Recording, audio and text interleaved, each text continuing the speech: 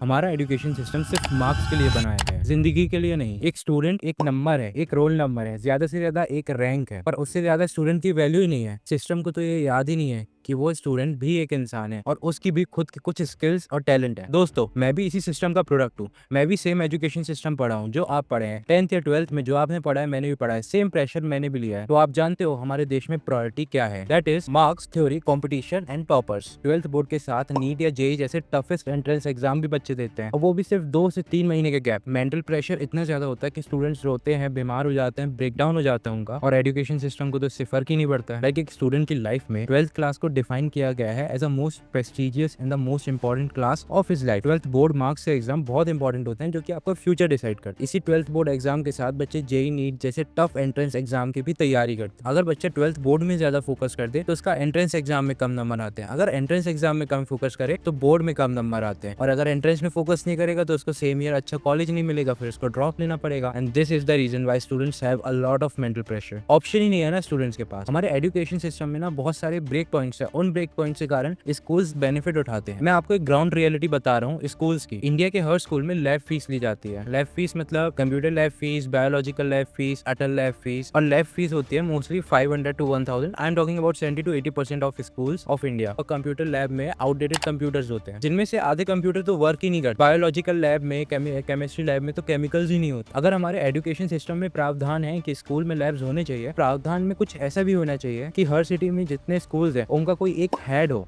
Education system की तरफ से, जो स्कूल्स में जाके एवरी मंथ और अल्टरनेटिव मंथ चेक कर सके कि उस स्कूल में क्वालिटी ऑफ एजुकेशन दिया भी जा रहा है जितना वो डिमांड करते हैं। क्या उस स्कूल में अगर लैब फीस ली जा रही है 500 to 1000 तो वहाँ पे लैब्स हैं भी कि नहीं, और अगर हैं तो क्या वो लैब्स वर्किंग है? बचपन से हमें इंडियन एजुकेशन सिस्टम में सिखाया जाता है कि थ्योरी करो, रट्टा मारो, प्रैक्टिकल करने का बच्चों को टाइम ही नहीं देते हैं। लेकिन आज का वर्ल्ड तो और प्रैक्टिकल होता जा रहा है और दुनिया इनोवेशन और स्किल के बेसिस पे चेंज हो रही है। बट जब स्टूडेंट्स को प्रैक्टिकल वर्क करने ही नहीं दिया जाएगा तो स्टूडेंट्स को उनकी स्किल कैसे समझ आएगी? हमारे देश में एक टाइम था जब गुरुकुल्स हुआ करते थे, जो कि कहने को तो एंशिएंट है बट आज के एजुकेशन सिस्टम से भी ज्यादा मॉडर्न थे। एक टाइम था जब स्टूडेंट सिर्फ पढ़ते नहीं थे, उस पढ़ाई को जीते थे प्रैक्टिकलिटी से। गुरुकुल सिस्टम में लाइफ लेसन्स होते थे अबाउट धर्म, कर्म एंड अर्थ ज्ञान। And not only this, many other subjects were also taught in Gurukul, which mainly included Vedas, philosophy, grammar, astronomy, mathematics, Ayurveda, Dhanurvidya, the art of war, music, art, literature, political science, economics, and theology. Indian school system में सिर्फ theory और marks का pressure रहता है।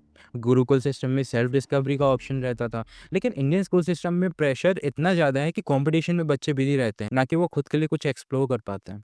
Gurukul system में teachers गुरु के बराबर थे जिनको खूब रिस्पेक्ट दी जाती थी, और गुरु के लिए उतना ही इंपॉर्टेंट था स्टूडेंट्स और उनका knowledge. But Indian education system में आज की डेट पे teacher is equals to manager, teacher is equals to business person, कि उनको सिर्फ अपने बिजनेस से फर्क पड़ रहा है। गलत वो भी नहीं है, काम उनको भी चाहिए, पैसे उनको भी कमाने हैं। टीचर्स को सिर्फ अपना टारगेट हिट करना है कि उनके क्लास में होने वाले बच्चे एक एवरेज अमाउंट ऑफ अच्छे मार्क्स लाएं और पास होते जाएं, सो दैट टीचर्स का स्कोर बोर्ड ना बिगड़े जिससे उनकी सैलरी सही आती रहे। गुरुकुल सिस्टम में क्लोज्ड वॉल्स पे नहीं पढ़ाते थे, गुरुकुल सिस्टम में ओपन नेचर में पढ़ाते थे। और इंडियन स्कूल सिस्टम में बच्चों को ऐसी क्लासरूम्स में पढ़ाया जाता है जिन क्लासरूम्स का वॉल का कलर ड्यूल कलर होता है and feels like a cage. बच्चों को वो केज फील करा। बहुत सी स्कूल्स है जिनका नाम बहुत बड़ा है, तो आईसीएसई बोर्ड का भी टैग लेके घूम रहे हैं, और उन स्कूल्स की फीस भी ज्यादा है। बट उन प्राइवेट एक्सपेंसिव स्कूल्स में फैन तक वर्किंग नहीं होते हैं प्रॉपर। गुरुकुल में हमें धर्म के बारे में, व्यवहार के बारे में, व्यापार के बारे में, सब चीजों के बारे में पढ़ाया जाता था। और इंडियन स्कूल सिस्टम में हमें सिर्फ थ्योरी, मार्क्स और मेन सब्जेक्ट्स पे फोकस करने को कहा जाता है,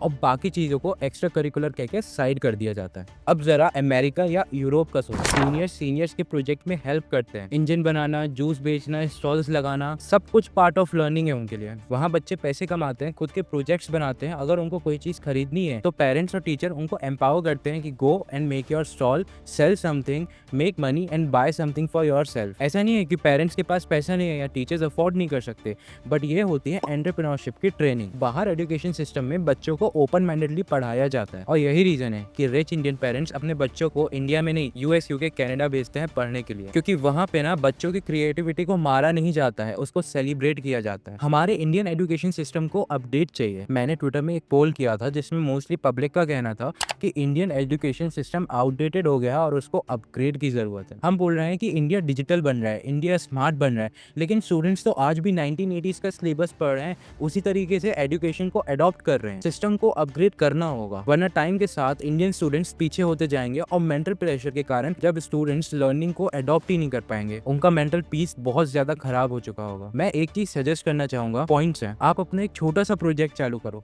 कुछ बनाना या कुछ बेचना या कुछ क्रिएटिव करना। अपनी सॉफ्ट स्किल्स पे काम करो, कम्युनिकेशन, लीडरशिप या टीम। जो पढ़ते हो ना उसका रियल वर्ल्ड कनेक्शन समझने की कोशिश करो। ऑनलाइन प्रैक्टिकल रिसोर्स का यूज करो and search for resources everywhere. देखो, इंडियन एजुकेशन सिस्टम कब बदलेगा वो हमें पता नहीं, इंडियन स्कूल सिस्टम कब एक्शनेबल होगा हमें पता नहीं, बट हमें हमारी जिम्मेदारी खुद उठानी है।